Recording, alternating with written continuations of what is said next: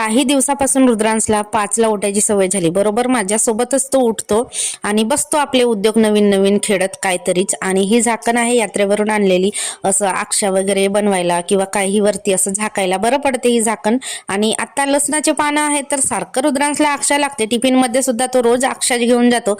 अक्षा इतके फेवरेट आहेत रुद्रांशचे की तुम्हाला काय सांगू, पानच कमी पडतात. कारण आमच्याकडे लसणाचे पानं आहेतच नाही. मग याला मग त्याला मग करावं लागतं.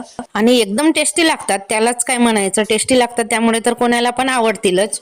रुद्रांशी तयारी झाली, शाळेत गेला. आणि नंतर दुपारून शाळेतून आल्यानंतर त्याला खायचे होते फ्रेंच फ्राईज, म्हणजे त्याच्या भाषेत स्टँडिंग लाईन. काय 4 मोठे बटाटे घेतले, सोलून घेतले, एका साईज मध्ये कापून घेतले. आणि माझ्याकडे होता कॉर्नफ्लॉवर, तो मिक्स करून ठेवला आणि मस्त त्याला तळून दिले. त्याला खायची इतकी घाई होती की चटणी त्याने आधीच काढून ठेवला होता. आणि निधीसाठी इथे फिंगर तळून दिले होते. आणि मग संध्याकाळी त्याला अभ्यास करता करता परत त्याला ऑमलेटची आठवण आली. मग